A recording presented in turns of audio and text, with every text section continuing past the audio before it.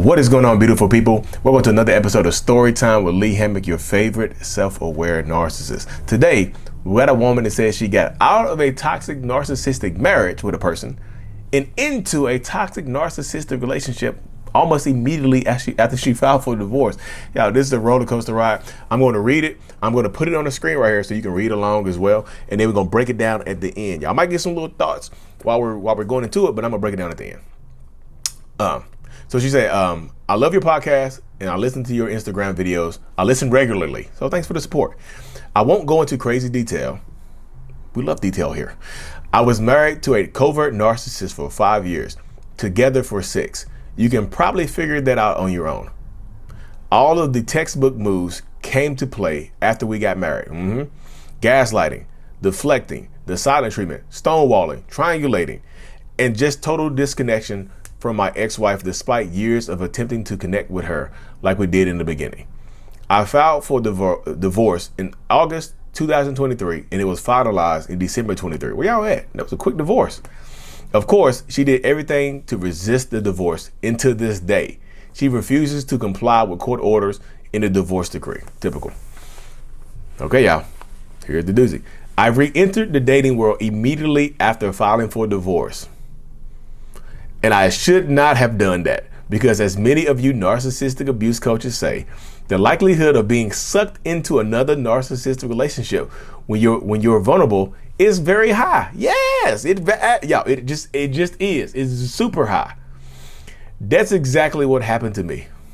I got into a relationship with a covert, malignant narcissist, and I feel more confused and messed up inside after that relationship than I did leaving my marriage with my ex-wife.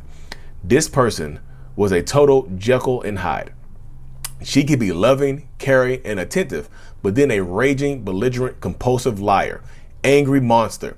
She did some things that made me afraid for my safety. So I chose to orchestrate and execute a plan to leave her in silence. Of course, eventually, I had to tell her I was moving out, and that's when all hell broke loose, I can imagine.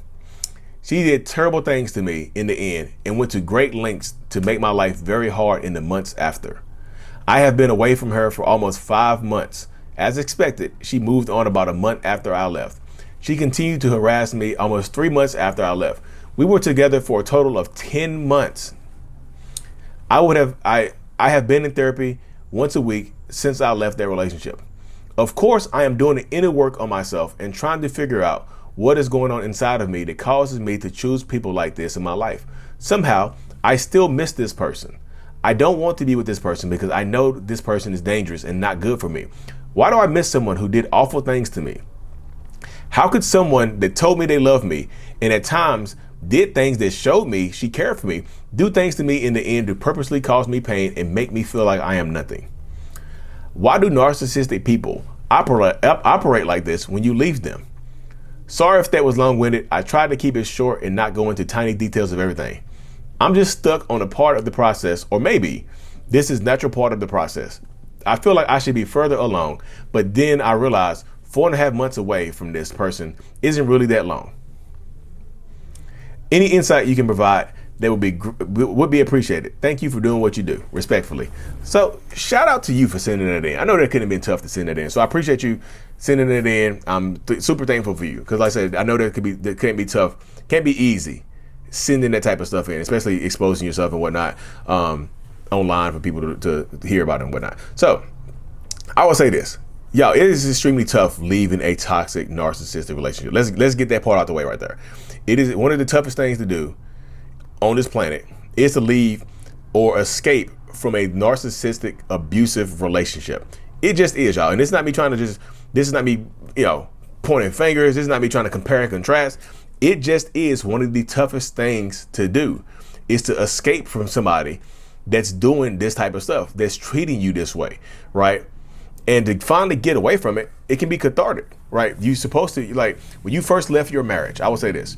Yeah, you should have took time to heal because it does make you susceptible to falling into a new toxic relationship because you're not fully healed yet, because you're still vulnerable. After the breakup, after the divorce, I know a lot of people don't want to be by themselves. So you find a support system outside of that, right? Outside of another person, outside of another relationship. You can find support within other people, but not within a relationship dynamic, because this can set you up. Let's be real. Being in it, like I said, when you leave one relationship and hop into another one, you're looking for support sometimes, and you're not fully healed. It can absolutely set you up. Like I said, it can set you up to the point where you start questioning yourself, like, was I the problem? Like, I might be the problem, because like everybody decided to leave me and I thought I was doing good and this, you know what I mean? The only problem is, like, sometimes you choose the wrong person in these spaces, right? You choose the wrong person because you're looking for somebody to love you. You're looking for somebody to care for you. You're looking for somebody to be with you. And that makes sense. But of course, take your time. On this healing journey, you were in it for 10 months. The second one, you were out of it. Like I said, you only been out of it for 4.5 months. But the other relationship, you said you were in it for longer. The other relationship, when you were married, you were in that for you said 5 years, together for 6. So that's 6. So add it up. You didn't. You got into another relationship pretty quickly. So 6 plus 10. Let's round it up. This is 7 years of consistent toxicity. So not only are you healing from your second ex, you're healing from your first ex-wife as well. You see what I'm saying? Don't beat yourself up. Don't hammer away at yourself. It's okay. It's understandable to miss somebody that did you wrong. That's just the truth, y'all. It's understandable to miss someone that wronged you. It's one of those things, y'all. This person did you wrong. Of course, you're going to miss them.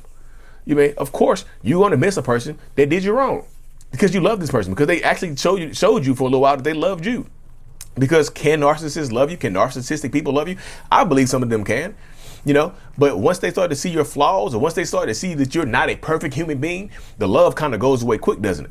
It's like a damn butterfly. It flaps its little butterfly wings and flies its ass away. So don't hammer away at yourself in these spaces right here, because you're dealing with trauma. Woman, you're dealing with trauma. You really, really are. You had 7 years of consistent trauma. Now think about it like this. If you were to eat fast food every single day for 7 years, what would happen to your body? Your body would change, wouldn't it? So you've been in toxicity and trauma. Yes, it hasn't been traumatic the entire time. There were good times too, right? But you've been consistently in like fight or flight for 7 years. Listen to, if your body's going to change for 7 years of stuff, your mind is too. So you have to get re-regulated. You have to slow yourself down. You have to take your time in this place.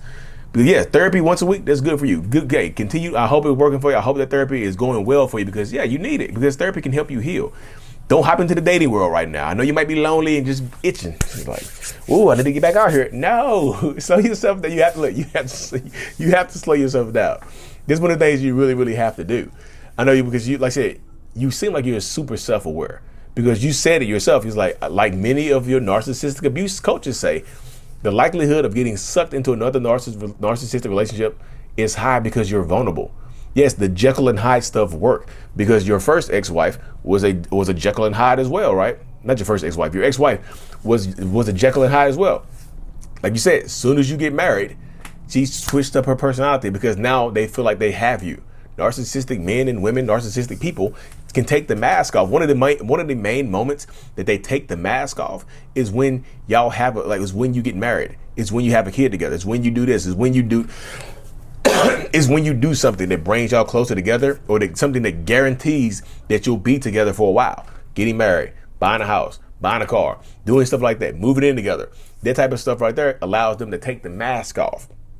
And yeah, when a relationship ends, they see that as, especially if you end it, they see that as rejection. Like when you break up with a narcissistic person, you can absolutely cause a narcissistic injury, and you can damn near fracture their egos to the point where they want vengeance on your ass. That's why your ex-wife refuses to comply, because she didn't want to get divorced. You left her. The second person, you dipped on her. They said you just moved out on her, so she's mad as hell too. So yeah, she's going to try to hurt you. Narcissistic people, like you said, she found somebody to replace you pretty quickly, but she's still harassing you, which shows that she's not over you. She's angry. So she's trying to punish you for hurting her feelings. She's trying to punish you for causing her a narcissistic injury. So don't hammer away at yourself. I know it's easy to beat yourself up, right? Because you said right here, just to answer the question you had I'm looking at on the screen right here. You said right here on the screen, you said, Why do narcissistic people operate like this when you leave them? Because you hurt their feelings, because you broke their heart, because you caused a narcissistic injury, and now they want revenge. Why do I miss this person who did awful things to me? Because you're a human being that was in love. You can't just snap out of love. Love is one of the things you just can't snap out of when you want to. It's like, I'm tired of being in love with this person. Snap out of it. No, that doesn't work that way. You're a human being. It takes a while for your system, your emotional system, to stabilize as well. So give yourself that space and the grace, the space to heal and the grace to forgive yourself for the things you did not know. A lot of the things that you know now, you did not know when you went into those relationships, but you know now. So I appreciate you sending this in. I hope I'm happy healing. I wish you nothing but strength and the best in the future.